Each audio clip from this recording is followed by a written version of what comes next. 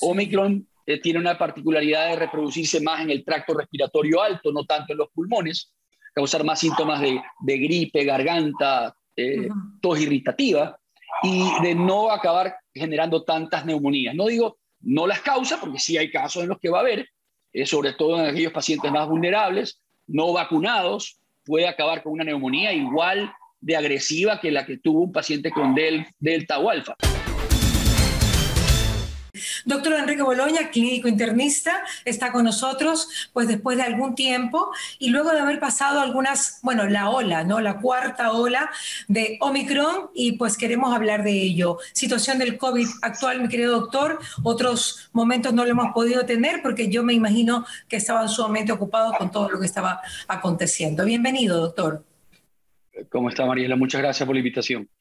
Sí, la situación ha empezado a mejorar. No creo que hemos salido de esta ola del todo.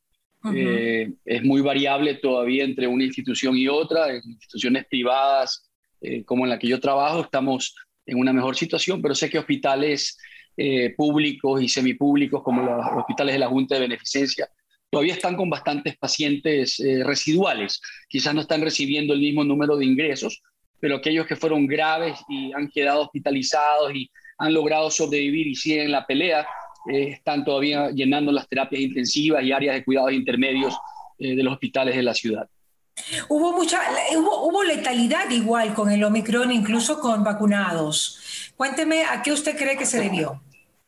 A ver, es que desgraciadamente la estadística no es una ciencia fácil de comprender para todo el mundo y desgraciadamente yo siempre pongo el ejemplo. Yo estoy terminando de construir mi casa y cuando el ingeniero me dice, él no me consulta a mí si va a usar hormigón o hierro en una yo confío en el criterio de los cálculos que hace él y acepto la recomendación del experto, pero en medicina resulta que todo el mundo quiere opinar y entender de estadística médica es complicado porque uno puede maquillar y vender malinformación que genera confusión.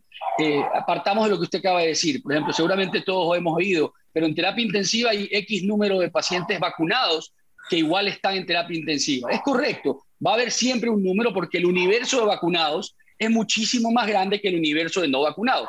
En una ciudad como Guayaquil, que estamos con seguramente 90% de las personas vacunadas, 3 millones de habitantes, 2.700.000 personas están vacunadas. Entonces, por supuesto, cuando hablamos de que en una terapia intensiva hay 2 o 3 y hay 6 o 7 no vacunados, parece como que fuera un número importante, pero considerando la cantidad de vacunados, es un número infinitamente menor. Hoy por hoy sabemos, y está ya la data clarísima, la posibilidad de muerte, y quiero ser muy claro con esto, en un no vacunado es 100 veces más alta que en un vacunado.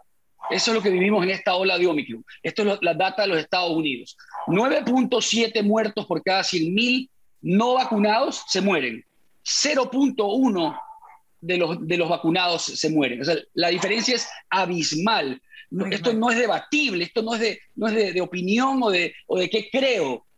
Ahí está la data, ahí están los números. Pero claro, siempre hay cómo jugar y maquillarlos y confundir a las personas que no tienen un criterio tan claro. Es una pena porque sigo viendo todavía gente que no debió haberse muerto, que se está muriendo. ¿Por qué? Porque no creían en las vacunas. Porque no creyeron en las vacunas. O sea, he ingresado el día de ayer una mujer de 74 años, relativamente sana, con un cuadro horroroso de COVID, 10 días manejada en casa, en muy mala situación. He tenido mamá de amigos hospitalizados graves.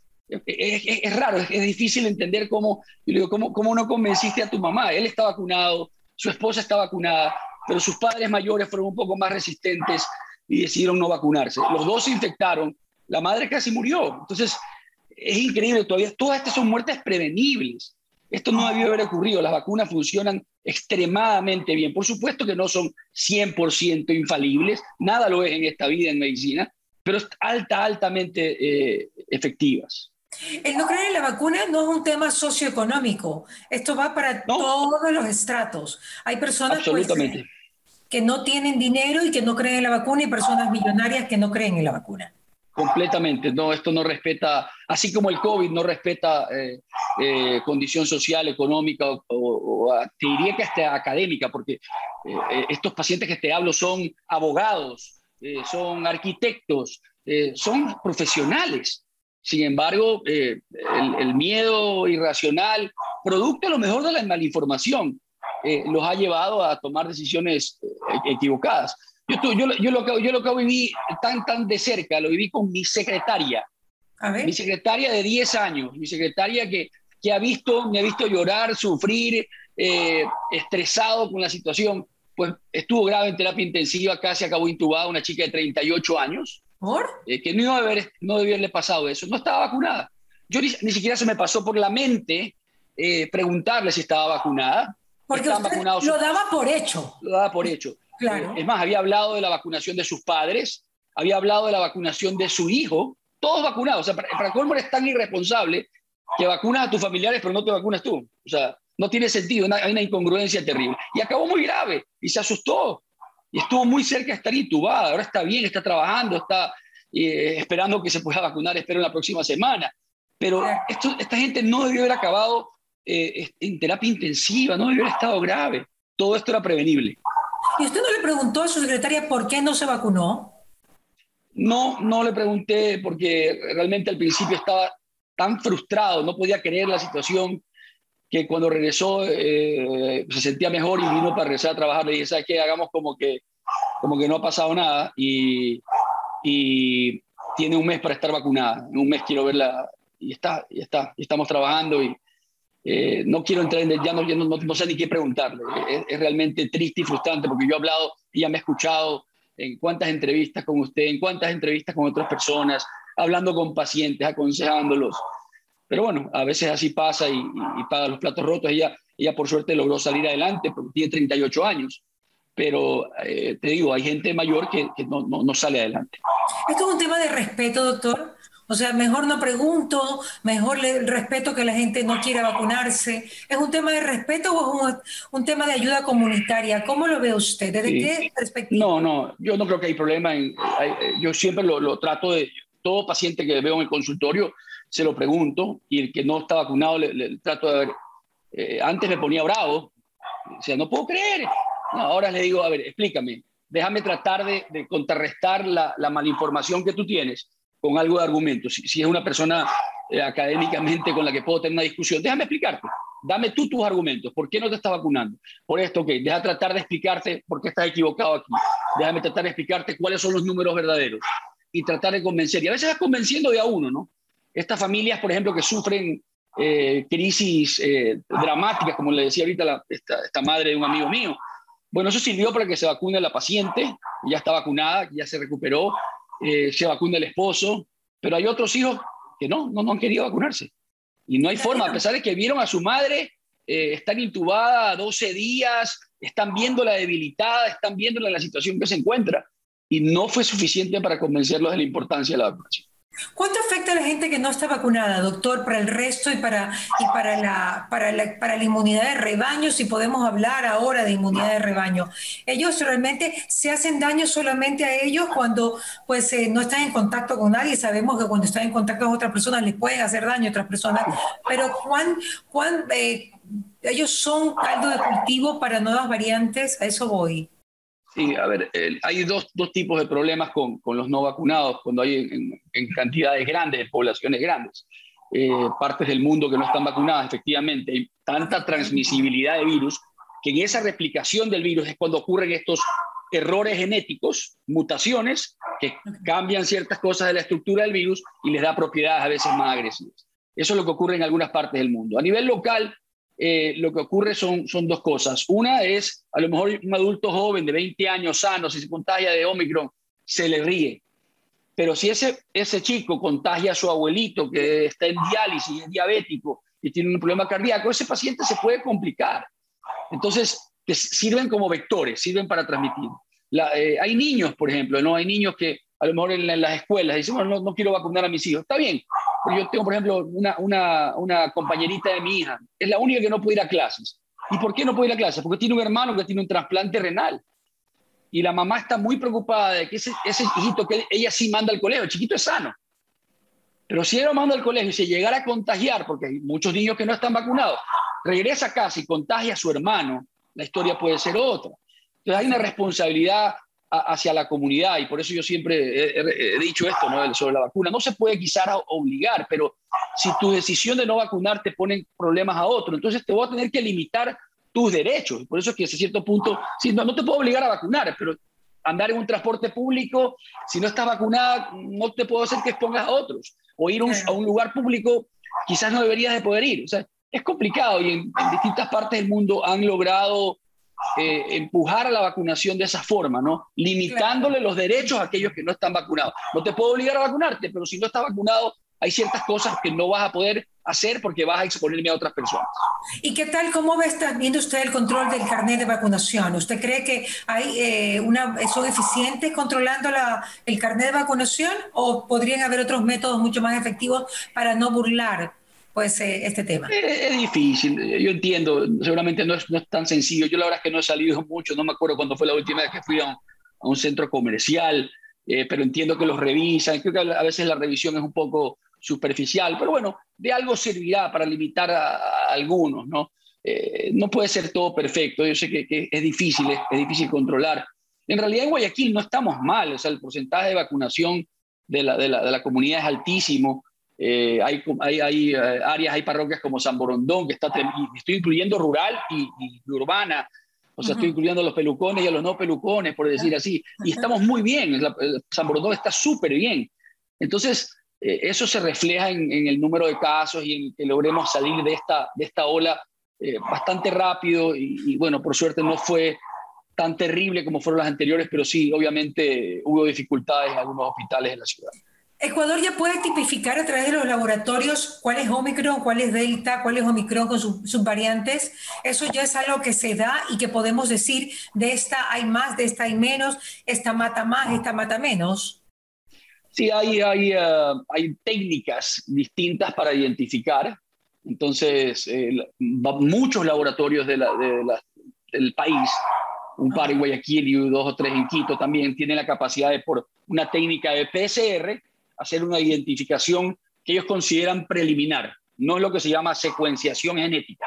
Esa prueba de secuenciación genética ya solo la hacen en 2 o 3 lugares en Guayaquil, en el país, que la hace la Universidad de San Francisco de Quito, creo que el Instituto de Higiene. Hay 2 lugares que pueden hacer secuenciación genética de verdad para poder confirmar lo que la otra prueba te dio como un diagnóstico preliminar. Pero es bastante bueno. Entonces, bastantes de los laboratorios locales te dicen, y ya ahorita yo te diría que 95% de los casos que hay en estas últimas semanas ya son Omicron, 95 a 100%, casi todo. Y eso es lo que pasa, ¿no? Y estas variantes más fáciles de contagiar van comiéndose a la otra, por decir así. Ya. ¿Y eso es una buena noticia o es una mala noticia? Es una buena noticia en el sentido de que efectivamente ya se puede confirmar que esto lo decíamos al principio, no sé si tuvimos una entrevista meses atrás, pero Omicron tiene una particularidad de reproducirse más en el tracto respiratorio alto, no tanto en los pulmones, causar más síntomas de gripe, garganta, tos irritativa, y de no acabar generando tantas neumonías. No digo no las causa, porque sí hay casos en los que va a haber, sobre todo en aquellos pacientes más vulnerables, no vacunados, puede acabar con una neumonía igual de agresiva que la que tuvo un paciente con Delta o Alfa. Pero en general, en la población vacunada, estos cuadros de COVID por Omicron son muy, muy light. Son gripales, pasan desapercibidos o prácticamente sin síntomas. Pero son muy light en vacunados, pues, doctor. No son muy light en vacunados. No son muy light en no vacunados. Es variable. Ahí te juegas la lotería. También hay, efectivamente, seguramente mucha gente va a decir, yo no estoy vacunado y me dio Omicron y no me dio nada. Pues me alegro mucho. Y efectivamente la gran mayoría no son graves, pero son tantos que es lo que digo, todo es un asunto de matemáticas y de física. Es cuántos pacientes hay y qué tan rápido ocurren. Si hay muchos pacientes, tú me puedes decir, la mortalidad es solamente 0,1%. Ok, pero si tienes 100.000 casos, vas a tener un número de personas que se van a morir. Y si ocurren muchos casos rápido, se te van a saturar las terapias intensivas. Entonces, esas dos variables eran claves. Era cuántos casos vamos a tener en Guayaquil y qué tan rápido van a ocurrir. Y por suerte logramos que no sean tantos y logramos que sea un poquito más esparcido en el tiempo para poder no saturar las terapias intensivas y las clínicas. ¿Cómo lo lograron? ¿Cómo lo lograron? No, convenciendo a la gente de que había que aislar. Es que Navidad y fin de año fue terrible. Navidad y fin de año era imposible. Fue una cantidad de contagios y transmisión brutal, ¿no? Sabíamos ya que... Llegó un momento que la gente ni siquiera le importaba. Sí, lo cual es un error grave por lo que ya sabemos ahorita de literatura, que son dos cosas. Una es que la inmunidad que te genera el Omicron no es duradera. Entonces, pensar que, ok, ya me dio y ahora no, inclusive hay casos de Omicron 2 veces. Y eso ya está documentado, porque sobre todo en vacunados tu sistema inmune logra frenarlo por la vacuna, pero tu sistema inmune nativo no se despertó, porque y viene una segunda vez, te puedes volver a infectar. ¿Cuál es Son cuadros leves. Negativo? ¿Los linfocitos T? No, hablo el tuyo, el que no los anticuerpos que estaban generados ya por la vacuna. Obviamente tu cuerpo lo produjo, pero no hubo esa respuesta de que entró el virus, mi cuerpo tenía que recién formar anticuerpos para pelearlo, sino que lo bloquearon los anticuerpos ya formados, el sistema inmune se encargó de controlarlo y no se despertó la inmunidad natural. Y luego tienen cuadros, un segundo cuadro. Los cuadros son leves, pero eso puede pasar. Y por otro lado no dura. Y la tercera cosa importante es los casos de esto que se llama post-COVID o long COVID, le dicen los gringos, que es, ok, no tuve un cuadro severo esto lo estoy viendo bastante, no tuve un cuadro severo de COVID, tuve 2 días de malestar y fiebre, un poquito de tos y gripe, pero ha pasado 2 meses, estoy con dolores de cabeza, no me puedo concentrar, estoy como fatigado, yo antes salía a correr, no puedo correr, o sea, todos estos cuadros que a lo mejor pueden ser no letales o de cuadros de acabar hospitalizados, pero que te alteran la calidad de vida tremendamente. Entonces no hay que tomarlo a la ligera. La respuesta nunca para mí fue ya que me dé una vez y salir adelante. Eso fue un error. Bueno, ahora si nos ponemos a calcular, doctor Boloña, estamos hablando de que si dura más o menos el Omicron, que tiene la mayoría de las personas Omicron, 1 mes y medio, quiere decir que después de Semana Santa, sabiendo que no todo el mundo se ha vacunado una tercera dosis, habrá una nueva ola. Calculando, estoy haciendo cálculos, doctor.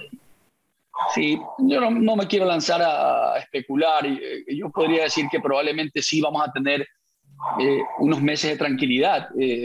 Yo creo que esperemos que sea prolongado. Estamos en guerra, porque definitivamente... Sí, esperemos que eso sea, no sé, 3, 6, 9 meses de tranquilidad, que la cosa se establezca a nivel mundial y global. Porque, como te digo, si sigue habiendo focos en el mundo en los que haya mucha transmisión, se generarán, este es el comportamiento de los virus, de los RNA sobre todo, se van a generar mutaciones. Y el comportamiento de la siguiente letra del alfabeto griego no la conozco. O sea, puede ser que sea efectivamente, como han dicho algunos, cuadros más ligeros, el virus va perdiendo potencia, dicen algunos expertos.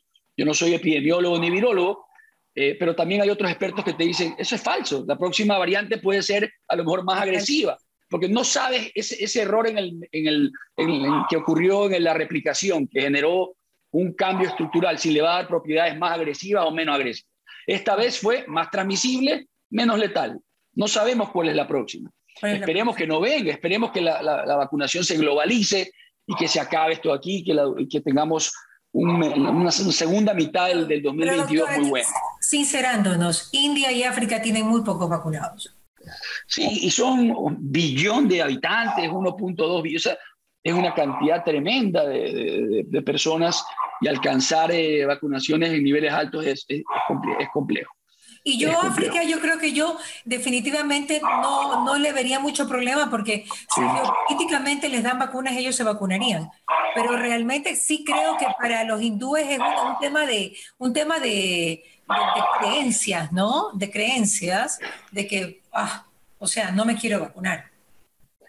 Sí, puede ser, aunque si se acuerda las imágenes que se veía en los ríos, en la India con los cadáveres flotando, esas imágenes son, pero claro. son catastróficas, apocalípticas. Tengo preguntas para usted, doctor. ¿Hay vacunas de tercera dosis para menores de 4 años? No, todavía no está eso aprobado. no es algo que se está utilizando. Ya. Los menores de 4 años todavía no se están vacunando, tengo entendido. No, pero ni siquiera o sea, estaba incluyendo niños, ¿no? A los niños todavía no se está poniendo ni siquiera una tercera dosis. Estamos todavía con 2. Y el momento de la gente a veces se queja también, ese es otro punto que te dicen, por ejemplo, y entonces, ¿qué? ¿Vamos a tener que vacunarnos? Bueno, nos hemos vacunado de otras enfermedades de manera repetitiva porque es lo que toca.